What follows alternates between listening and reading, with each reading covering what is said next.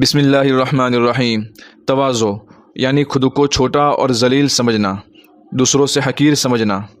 تواضع کے متعلق آیات کریمہ اور احادیث مبارکہ۔ آیات: اعوذ باللہ من الشیطان الرجیم۔ وعباد الرحمن الذین یمشون علی الارض ہونا، اور رحمان کے بندے وہ ہیں جو زمین پر عاجزی سے چلتے ہیں۔ تلک الدار الآخرة نجعلها للذین لا یریدون علوا فی الارض ولا فسادا والعاقبۃ للمتقین۔ اور آخرت والا گھر تو ہم ان لوگوں کے لیے مخصوص کر دیں گے جو زمین میں نہ تو بڑائی چاہتے ہیں اور نہ فساد، اور آخرت کا انجام پرہیزگاروں کے حق میں ہوگا۔ احادیث: حضرت عمر فاروق رضی اللہ عنہ نے ایک دن خطبہ میں برسر منبر فرمایا، لوگو تواضع اور عاجزی اختیار کرو، کیونکہ میں نے رسول اللہ صلی اللہ علیہ وسلم سے سنا ہے، آپ فرماتے تھے، من تواضع للہ رفعہ اللہ فہو فی نفسہ صغیر وفی اعین الناس عظیم ومن تکبر وضعہ اللہ فہو فی اعین الناس صغیر وفی نفسہ کبیر حتی لہو اہون علیہم من کلب او خنزیر۔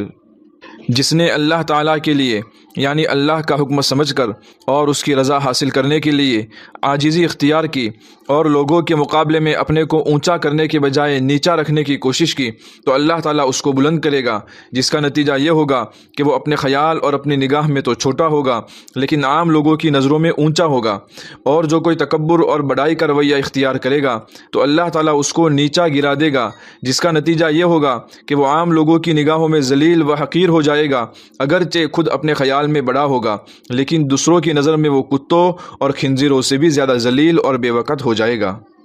حضرت ایاز بن حمار رضی اللہ عنہ سے روایت ہے کہ رسول اللہ صلی اللہ علیہ وسلم نے فرمایا، ان اللہ اوحى الی ان تواضعوا حتى لا يبغي احد على احد ولا يفخر احد على احد۔ اللہ تعالیٰ نے میری طرف وحی فرمائی اور حکم بھیجا ہے کہ تواضع اور عاجزی اختیار کرو، جس کا نتیجہ یہ ہونا چاہیے کہ کوئی کسی پر ظلم و زیادتی نہ کرے اور کسی کے مقابلے میں فخر نہ کرے۔ حضرت عمر فاروق رضی اللہ عنہ سے مروی ہے کہ رسول اللہ صلی اللہ علیہ وسلم نے فرمایا، یقول اللہ تبارک و تعالی، من تواضع لی ہکذا وجعل یزید باطن کفہ الی الارض وادناہا الی الارض رفعتہ ہکذا وجعل باطن کفہ الی السماء ورفعہا نحو السماء۔ اللہ تعالیٰ فرماتے ہیں کہ جو میرے لیے اس طرح تواضع کرے گا، یہ فرما کر اپنی ہتھیلی کو زمین کی طرف جھکاتے ہوئے اس کو زمین سے قریب کر دیا، اس کو اس طرح بلند کروں گا، یہ فرما کر اپنی ہتھیلی کو آسمان کی طرف کرتے ہوئے بالکل اوپر اٹھا دیا۔ حضرت عبداللہ بن عمر رضی اللہ عنہ سے روایت ہے کہ رسول اللہ صلی اللہ علیہ وسلم نے فرمایا، ما من رجل یتعاظم فی نفسہ ویختال فی مشیتہ الا لقی اللہ وہو علیہ غضبان۔ جو شخص بھی اپنے آپ کو بڑا سمجھے گا اور اتراتا ہوا چلے گا تو وہ اللہ تعالیٰ سے اس حال میں ملے گا کہ وہ اس پر ناراض اور غضبناک ہوگا۔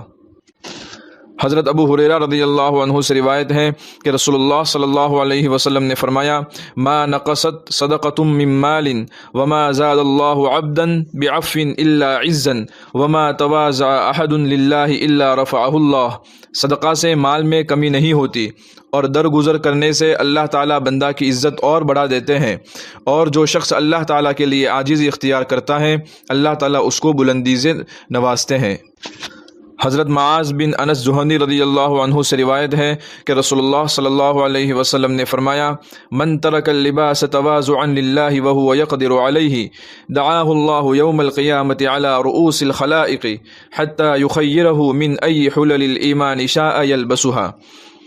جس نے اللہ تعالیٰ کے لیے خاکساری کے طور پر زینت کا لباس چھوڑا حالانکہ وہ اس لباس پر قادر ہے، تو اس کو اللہ تعالیٰ قیامت کے دن مخلوقات کے سامنے بلائیں گے اور اسے اختیار دیں گے کہ وہ اہل ایمان کے جوڑوں میں سے جو چاہے پہن لے۔ حضرت ابو ہریرہ رضی اللہ عنہ سے روایت ہے کہ رسول اللہ صلی اللہ علیہ وسلم نے فرمایا، من تواضع لأخیہ المسلم رفعہ اللہ ومن ارتفع علیہ وضعہ اللہ۔ جو شخص اپنے مسلمان بھائی کے لیے عاجزی اختیار کرے گا اللہ تعالیٰ اس کو بلندی عطا کریں گے، اور جو اپنے مسلمان بھائی کے سامنے بڑا بننے کی کوشش کرے گا اللہ تعالیٰ اس کو پست کریں گے۔ حضرت طلحہ رضی اللہ عنہ سے مروی ہے کہ رسول اللہ صلی اللہ علیہ وسلم نے فرمایا ان من التواضع للہ الرضا بدون من شرف المجالس، مجالس میں بیٹھنے کے لیے معمولی جگہ پر راضی ہو جانا تواضع کی نشانی ہے۔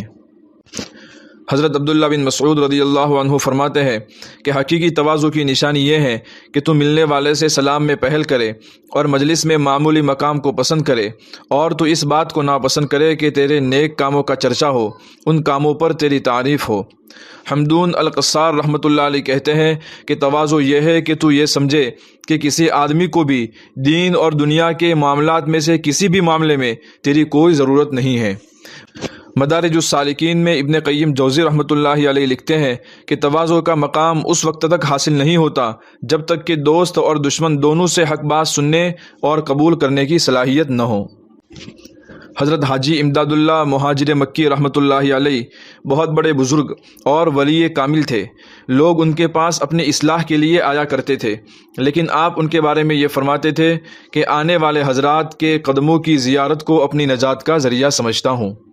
حضرت مولانا قاسم نانوتوی رحمۃ اللہ علیہ فرماتے ہیں کہ اگر 2 حرف علم کی تہمت محمد قاسم کے نام پر نہ ہوتی تو دنیا کو یہ پتہ بھی نہ چلتا کہ قاسم کہاں پیدا ہوا تھا اور کہاں مر گیا۔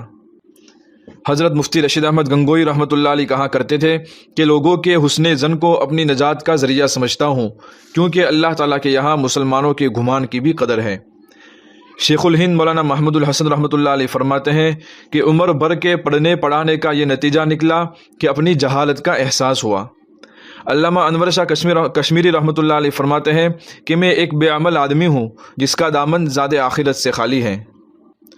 حضرت حکیم الامت مولانا اشرف علی تھانوی رحمۃ اللہ علیہ نے ایک مرتبہ فرمایا کہ میں روزے سے ہوں اور قسم کھا کر کہتا ہوں کہ مجھ سے زیادہ ذلیل کوئی دنیا میں نظر نہیں آتا۔